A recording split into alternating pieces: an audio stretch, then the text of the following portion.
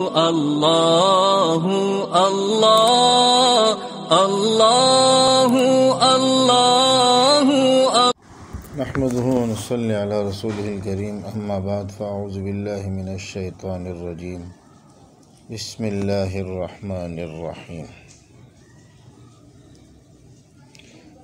آج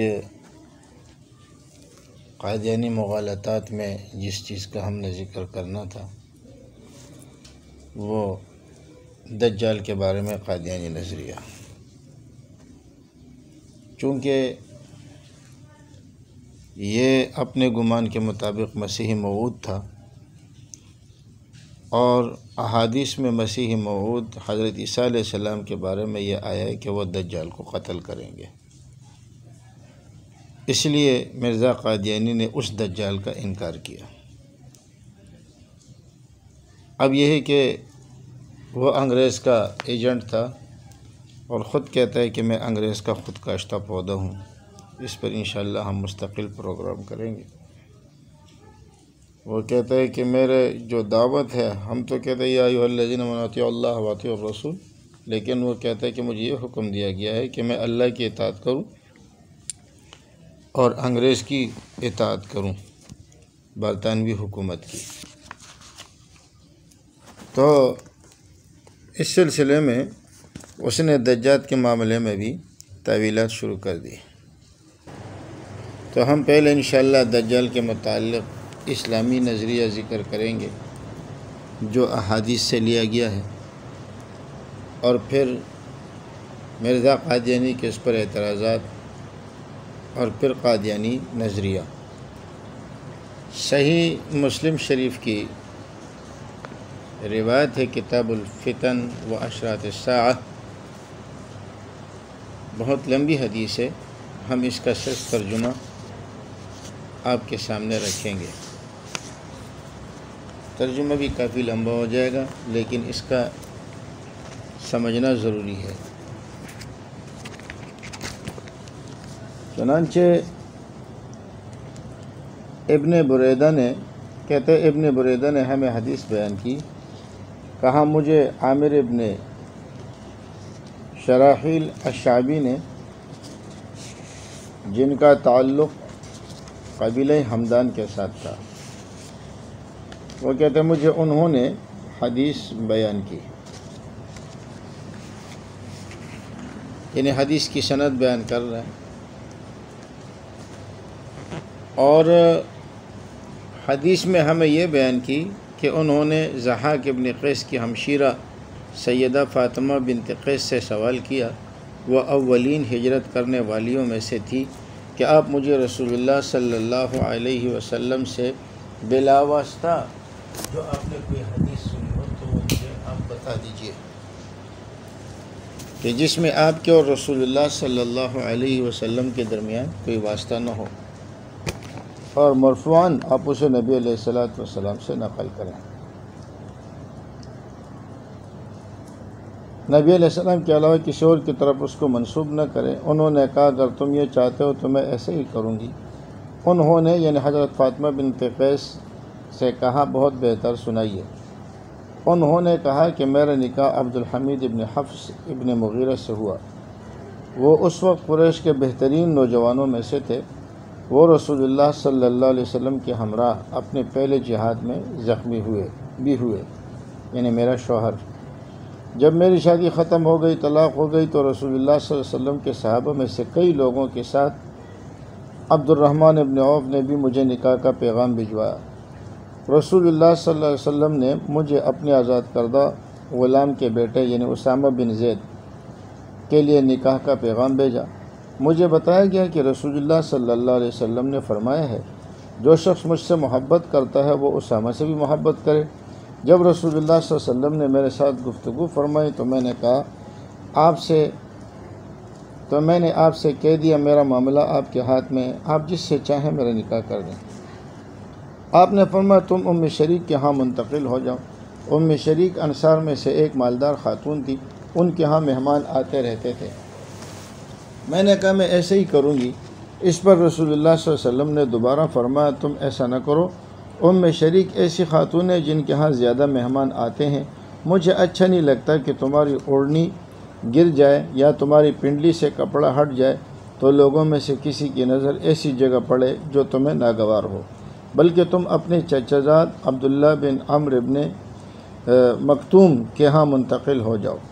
وہ قبیلہ فہر یعنی قریش کے فہر سے تھے، وہ اسی قبیلے میں سے تھے جس سے وہ تعلق رکھتی تھی، تو میں ان کی طرف منتقل ہو گئی۔ چونکہ یہ عدت میں تھی تو فرمایا ان خاتون کے ہاں مالدار ہے اور یہ ان کے ہاں لوگوں کا آنا جانا زیادہ ہے، تمہارے پردے کا اہتمام پورا نہیں ہو پائے گا، لہذا تم عبداللہ ابن ام مکتوم کے ہاں منتقل ہو جاؤ، وہ تمہارے قبیلے کے بھی ہیں۔ فرماتی ہیں جب میری عدت گزر گئی تو میں نے ایک اعلان کرنے والے کی آواز سنی، رسول اللہ صلی اللہ علیہ وسلم کا اعلان کرانے والا کہہ رہا تھا نماز کی جماعت ہونے والی ہے۔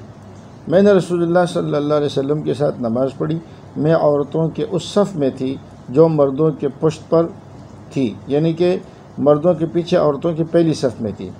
جب رسول اللہ صلی اللہ علیہ وسلم نے نماز ادا فرما لی تو آپ خوشی کے عالم میں ہنستے ہوئے ممبر پر تشریف فرما ہوئے اور فرمایا ہر انسان اپنی ہی نماز کی جگہ پر بیٹھا رہے۔ پھر فرمایا کہ تمہیں معلوم ہے کہ میں نے تم لوگوں کو یہاں کیوں بلایا ہے، میں نے تم لوگوں کو یہاں کیوں جمع کیا ہے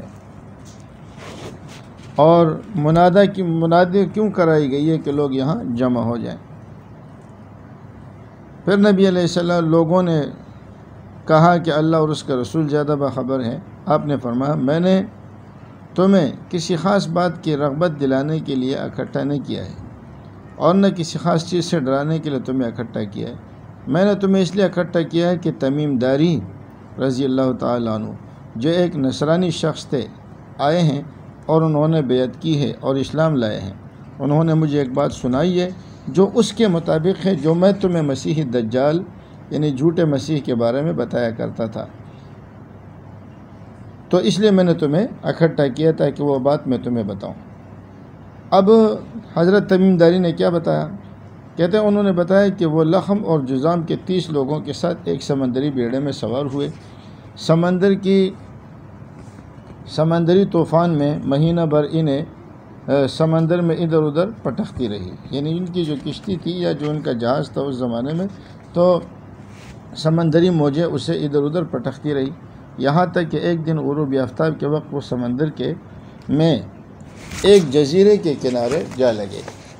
وہ بیڑے کی چھوٹی کشتیوں میں بیٹھے اور جزیرے میں داخل ہوئے تو انہیں موٹے اور گھنے بالوں والا ایک جاندار ملا۔ بالوں کی کثرت کی بنا پر لوگوں کو اس کے آگے پیچھے کا پتہ نہیں چلتا تھا۔ انہوں نے اس سے کہا تیری خرابی ہو تو کیا چیز ہے؟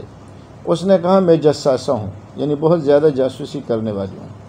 انہوں نے کہا جساسہ کیا ہے؟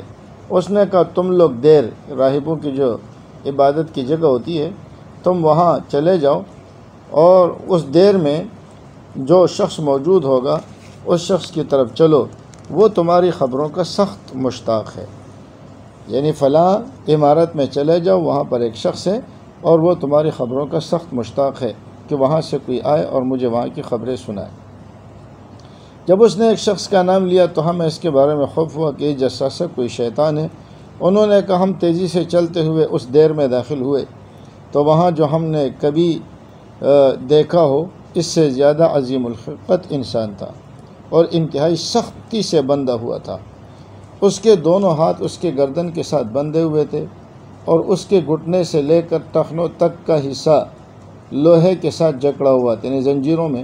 ہم نے کہا تیرا برا ہو تو کون ہے؟ اس نے کہا میرے بارے میں جاننے کا موقع مل گیا، اس لیے تم مجھے بتاؤ کہ تم لوگ کون ہو؟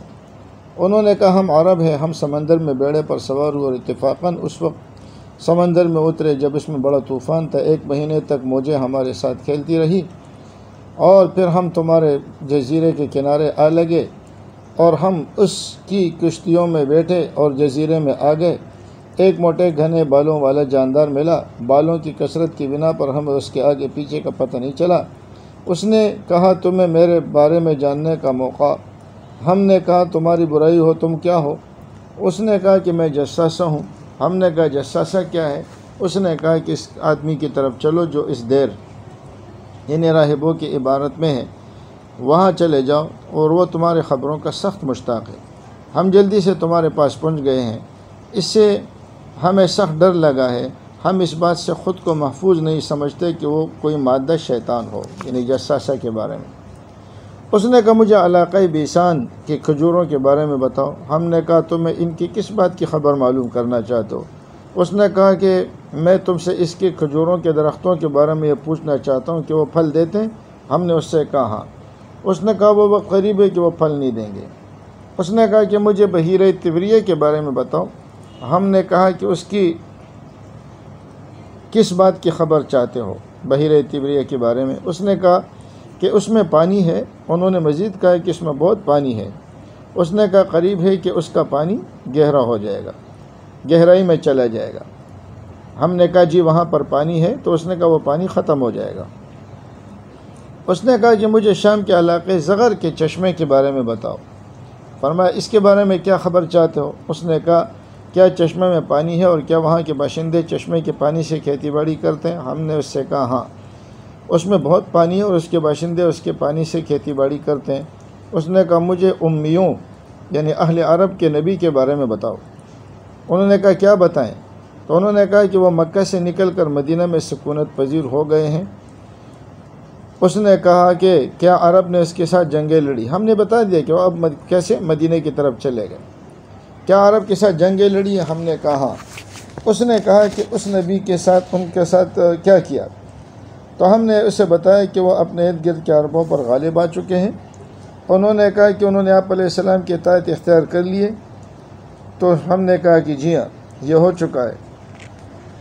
تو اس نے کہا کہ یہ بات ان کے لیے بہتر ہے کہ وہ نبی علیہ السلام کی اطاعت اختیار کریں، اور میں تمہیں اپنے دربار بارے میں بتاتا ہوں کہ میں ہی مسیح دجال ہوں اور مجھے عنقریب نکلنے کی اجازت مل جائے گی۔ میں نکل کر زمین میں ہر جگہ جاؤں گا اور مکہ مدینہ کے سوا کوئی بستی نہیں چھوڑوں گا۔ 40 راتوں کے اندر سب بستیوں میں اتروں گا۔ وہ دونوں مکہ و مدینہ میرے لیے حرام کر دیے گئے ہیں۔ میں جب بھی کسی ایک میں یا کہا کہ دونوں میں سے ایک میں داخل ہونا چاہوں گا، ایک فرشتہ میرے سامنے آ جائے گا جس کے ہاتھ میں تلوار ہوگی اور وہ مجھے جانے سے روک دے گا۔ اس کے ہر راستے پر فرشتے اس کا پہرا دے رہے ہوں گے۔ فاطمہ بنت قیس نے کہا رسول اللہ صلی اللہ علیہ وسلم نے اپنے عصائے مبارک کو منبر پر مارا اور فرمایا یہ طیبہ ہے، یہ طیبہ ہے، یہ طیبہ ہے۔ آپ کی مراد اس سے مدینہ تھی، اور خبردار کیا کہ میں نے تمہیں یہ باتیں نہ بتائی تھی، یعنی میں تو تمہیں یہ باتیں بتائی تھی۔ لوگوں نے کہا جی ہاں۔ آپ نے فرمایا مجھے تمیم کی بات اچھی لگی، وہ اسی کے مطابق ہے جو میں تم لوگوں کو بتایا تھا، اور جو کچھ مکہ اور مدینہ کے متعلق بتایا تھا یاد رکھو وہ شام کے سمندر میں ہو سکتا ہے یا یمن کے سمندر میں ہو سکتا ہے۔ یہ نقطہ قابل غور ہے، بلکہ میں اس کی عربی عبارت آپ کے سامنے پڑھ لوں تاکہ آپ کو مرزا قادیانی کا جھوٹ نظر آ جائے۔ تو آپ نے فرمایا الا انہ فی بحر الشامی او فی بحر الیمن، یا وہ شام کے سمندر سے ہو سکتا ہے یا یمن کے سمندر سے۔ پھر فرمایا لا بل من قبل المشرق، نہیں، یعنی گزشتہ کلام سے اعراض کیا کہ یہ بات نہیں ہے کہ شام یا یمن کا، بلکہ وہ مشرق کی جانب سے ہوگا، ما ہوا جو بھی ہے، یعنی وہ جو بھی ہے وہ جانب مشرق سے ہوگا۔ پھر فرمایا کہ من قبل المشرق ما ہوا، وہ جانب مشرق سے ہوگا جو بھی ہے، من قبل المشرق ما ہوا، وہ جانب مشرق سے ہوگا جو بھی ہے۔ اور پھر وَأَوْمَأَ بِيَدِهِ إِلَى الْمَشْرِقِ، آپ نے مشرق کی طرف اشارہ کیا۔ فرماتی ہے کہ یہ حدیث میں نے رسول اللہ صلی اللہ علیہ وسلم سے یاد کر رکھی ہے۔ تو دیکھیں اس حدیث سے ایک بات یہ معلوم ہوئی کہ ان کی ملاقات پہلے جساسہ سے ہوئی، اور جساسہ سے تعارف پوچھا تو جساسہ نے ان کو دیر میں بھیجا، اور پھر دیر میں ان کی ملاقات دجال سے ہوئی، اور دجال نے ان سے کچھ علامات پوچھی تو انہوں نے کہا کہ جی ہاں یہ چیزیں اس طرح ہو چکی ہیں۔ تو پھر اس نے اپنا تعارف کرایا کہ میں دجال ہوں، میں نکلوں گا، میں مکہ اور مدینہ کے علاوہ ہر جگہ داخل ہو جاؤں گا، لیکن میں مکہ اور مدینہ میں نہیں جا سکتا۔ اور اسی حضرت فاطمہ بنت قیس کی روایت کو ابو داود شریف میں بھی اس سے ذرا مختصر نقل کیا گیا ہے۔ وہ فرماتے ہیں کہ حضرت فاطمہ بنت قیس سے روایت ہے کہ ایک رات رسول اکرم صلی اللہ علیہ وسلم عشاء کی نماز کے لیے دیر سے تشریف لائے اور فرمایا مجھے تمیم داری، ایک عیسائی عالم جو بعد میں مسلمان ہو گئے، کہ ان باتوں نے روک لیا تھا جو وہ مجھ سے کر رہا تھا۔ یعنی تمیم داری اپنی ملاقات میں باتیں کر رہا تھا تو آپ کو نماز میں دیر ہو گئی۔ تمیم نے ایک آدمی کے حوالے سے مجھے بتایا کہ وہ آدمی سمندر کے کسی جزیرہ پر پہنچ گیا جہاں اسے ایک عورت ملی جو اپنے بالوں کو کھینچ رہی تھی۔ اس آدمی نے عورت سے پوچھا تو کون ہے؟ عورت نے جواب دیا میں دجال کی جاسوس ہوں، تو ذرا اس محل کی طرف آ۔ میں اس محل میں چلا گیا، وہاں میں نے ایک آدمی کو دیکھا جو بالوں کو کھینچ رہا تھا، توق و سلاسل میں جکڑا ہوا تھا اور زمین و آسمان کے درمیان اچھل کود کر رہا تھا۔ میں نے پوچھا تو کون ہے؟ اس نے جواب دیا کہ میں دجال ہوں۔ پھر دجال نے پوچھا کیا امیوں کے نبی ظاہر ہو چکے ہیں؟ اس آدمی نے جواب دیا ہاں۔ دجال نے پوچھا لوگوں نے اس کی اطاعت کی یا نافرمانی کی؟ اس آدمی نے کہا اطاعت۔ دجال نے کہا یہ ان کے لیے اچھا ہے۔ تو اب یہاں پر یہ اس سے معلوم ہوا کہ دجال حضرت تمیم داری نے اس کا تعین کیا۔ اس کے علاوہ ایک دوسری روایت میں آتا ہے کہ نبی کریم صلی اللہ علیہ وسلم نے صاف ابن سیاد پر بھی دجال ہونے کا شبہ کیا ہے، اور ذرا ان کے بارے میں بھی آپ دیکھیں، میں ترجمہ پڑھ دیتا ہوں۔ حضرت عبداللہ بن مسعود کہتے ہیں کہ ہم رسول اللہ صلی اللہ علیہ وسلم کے ساتھ تھے، ہمارا گزر بچوں سے ہوا جن میں ابن سیاد بھی تھا۔ تمام بچے بھاگ گئے لیکن ابن سیاد بیٹھا رہا۔ آپ صلی اللہ علیہ وسلم کو یہ بات بری لگی، آپ نے فرمایا تیرے ہاتھ غبار آلود ہوں، کیا تو گواہی دیتا ہے کہ میں اللہ کا رسول ہوں؟ وہ بولا نہیں۔ پھر ابن سیاد کہنے لگا تو گواہی دیتا ہے کہ میں اللہ کا رسول ہوں نبی علیہ السلام سے؟ حضرت عمر رضی اللہ تعالیٰ عنہ جو آپ کے ساتھ تھے انہوں نے فرمایا یا رسول اللہ مجھے اجازت دے میں اسے قتل کر دوں، اس لیے کہ یہ مرتد ہے، یہ نبوت کا دعویٰ کر رہا ہے۔ رسول اللہ صلی اللہ علیہ وسلم نے فرمایا اگر یہ وہی ہے جس کا تجھے شک ہے یعنی دجال، تو پھر تو اسے قتل نہیں کر سکتا۔ مقصد یہ ہے کہ اس کو تو عیسیٰ ابن مریم قتل کرے گا، اور اگر وہ نہیں ہے تو پھر یہ ہے کہ تمہیں اس کے قتل کرنے کا کوئی فائدہ نہیں ہوگا۔ اسی طرح ایک اور روایت ابو سعید خدری رضی اللہ تعالی عنہ کی ہے، اور یہ بھی امام مسلم نے کتاب الفتن میں ذکر کیا ہے۔ ترجمہ یہ ہے کہ حضرت ابو سعید خدری کہتے ہیں کہ ابن سعید یعنی ابن سیاد نے مجھ سے کچھ باتیں کی جس کا نام صاف تھا، جن کی وجہ سے مجھے اسے برا کہنے میں شرم محسوس ہوئی، یعنی کچھ باتیں ایسی کی کہ مجھے اسے برا کہنے میں شرم محسوس ہوئی۔ کہنے لگا میں نے اپنے بارے میں لوگوں سے معذرت کی کہ میں دجال نہیں، لیکن اصحاب رسول اللہ صلی اللہ علیہ وسلم معلوم نہیں تمہیں میرے بارے میں کیا گمان ہو گیا ہے کہ کیا رسول اللہ صلی اللہ علیہ وسلم نے نہیں فرمایا کہ دجال یہودی ہوگا اور میں مسلمان ہوں؟ کیا رسول اللہ صلی اللہ علیہ وسلم نے نہیں فرمایا کہ دجال کی اولاد نہیں ہوگی؟ میری اولاد ہے۔ آپ علیہ السلام نے نہیں فرمایا کہ اللہ تعالیٰ نے دجال کا مکہ میں داخلہ ہونا حرام کیا ہے اور میں تو حج کیا ہے؟ اور ایسی باتیں کرتا رہا کہ قریب تک کہ میں ان کی باتوں پر یقین کر لیتا، لیکن ساتھ ہی اس نے کہا واللہ میں اچھی طرح جانتا ہوں دجال اس وقت کہاں ہے، اس کے ماں باپ کو پہچانتا ہوں۔ لوگوں نے ابن سعید سے پوچھا تجھے پسند ہے کہ تو ہی دجال ہو؟ کہنے لگا اگر مجھے بنا دیا جائے تو میں ناپسند نہیں کروں گا۔ تو یہ ابن سیاد کے بارے میں بھی اس قسم کی بات آ گئی۔ اب دیکھیے ابن سیاد کے بارے میں نبی علیہ السلام نے حضرت عمر کو منع فرمایا اور اس کو واضح طور پر دجال نہیں کہا بلکہ ایک شک و شبے کا اظہار کیا۔ فرمایا اگر تم اسے قتل کرو گے تو قتل کرنے سے تمہیں کوئی فائدہ نہیں ہے، اس لیے کہ اگر یہ وہی دجال ہے تو آپ اسے قتل نہیں کر سکتے، وہ نہیں ہے تو قتل کرنے میں کوئی فائدہ نہیں ہے۔ تو آپ نے اس کے بارے میں کنفرم کچھ نہیں کہا بلکہ اس کے بارے میں آپ علیہ الصلوۃ والسلام نے ایک شک ظاہر کیا،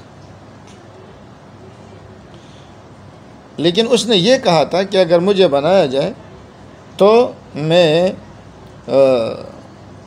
اس بات پر ناراض نہیں ہوں گا۔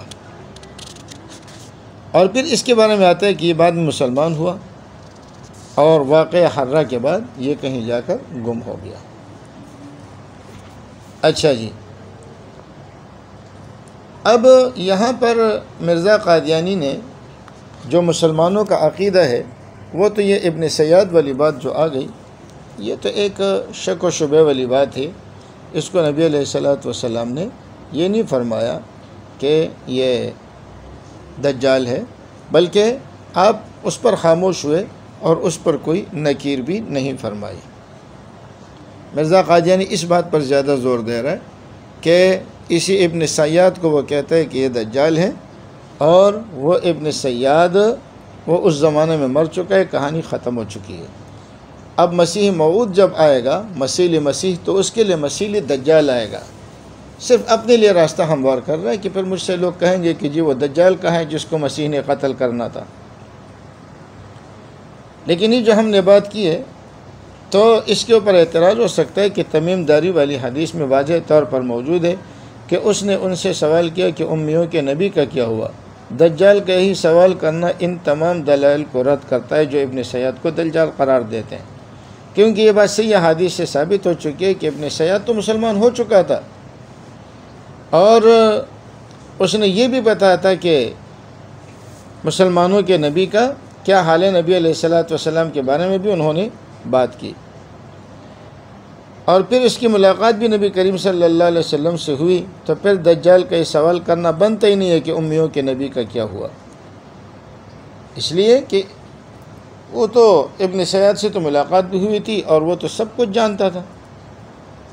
کہانی کیا تھی کہ اس کے اوپر بھی شیطان حاوی ہو چکا تھا، ابن سیاد کے اوپر، اور یہ اس قسم کی الٹی سیدھی باتیں کرتا تھا جس پر شیطان کا اثر ہو چکا۔ تو بہرحال مرزا قادیانی ابن سیاد کو دجال بنانے پر تلا ہوا ہے، حالانکہ اس حدیث میں جو ذکر آتا ہے حضرت عمر والا، اس میں نبی علیہ السلام نے اس کے بارے میں کوئی بات نہیں کی، کوئی بات کنفرم نہیں کی کہ یہی دجال ہے، بلکہ ایک شبہ تھا۔ وجہ یہ کہ رسول اللہ صلی اللہ علیہ وسلم کو دجال کے بارے میں جو علم دیا گیا وہ تدریجاً دیا گیا تھا، اور مرزا قادیانی تو کہتا ہے کہ نبی علیہ السلام کو دجال، دابۃ الارض، دجال کی سواری وغیرہ ان چیزوں کا علم نہیں دیا گیا تھا، ان چیزوں کا علم وہ اللہ رب العزت نے مجھے دیا ہے اور میں اس کے بارے میں زیادہ اچھی طرح جانتا ہوں۔ تو مسلمانوں کا جو عقیدہ ہے وہ وہی ہے کہ دجال آخری زمانے میں اس کا ظہور ہوگا، اور احادیث سے بھی یہی پتہ چلتا ہے، جساسہ والی روایت سے، تمیم داری والے سے، کہ دجال جو ہے وہ ہے لیکن آخر میں وہ نکلے گا اور وہ آگے جا کر دعوے کرے گا۔ نبی علیہ السلام نے بھی ایک حدیث میں فرمایا کہ میں نے دجال کو خواب میں دیکھا ہے کہ وہ بیت اللہ کا طواف کر رہا ہے، اور اس پر مرزا قادیانی اعتراض کر رہا ہے۔ آگے ان کا ذکر آئے گا جساسہ والے دجال کا کہ جی وہ تو مکہ میں داخل ہی نہیں ہو سکتا، تو طواف کرتے ہوئے کیسے دیکھا گیا؟ تو بھائی یہ تب کی بات ہوگی جب وہ اپنے دجال ہونے کا اور خدائی کا دعویٰ کر بیٹھے گا۔ پھر مرزا قادیانی نے اس بات کا بھی خوب مذاق اڑایا ہے، جن کا ذکر آگے آئے گا، کہ دجال کے پیشانی پہ تو کاف فارا لکھا ہوا ہوگا، حالانکہ اس کے پیشانی پہ تو ایسی کوئی بات نہیں تھی، اگر تھی تو پھر شک نہیں ہونا چاہیے تھا، حضرت عمر اس کو قتل کر دیتے، اور اگر نہیں تھی تو پھر یہ ہے کہ وہ دجال ہے ہی نہیں، اور اس کی کوشش یہ ہے ابن سیاد کو دجال بنانے کی۔ اس واقعہ پر قادیانیوں نے جو اشکالات اور اعتراضات کیے ہیں، اس کو انشاءاللہ اب ہم دوسری قسط میں بیان کریں گے۔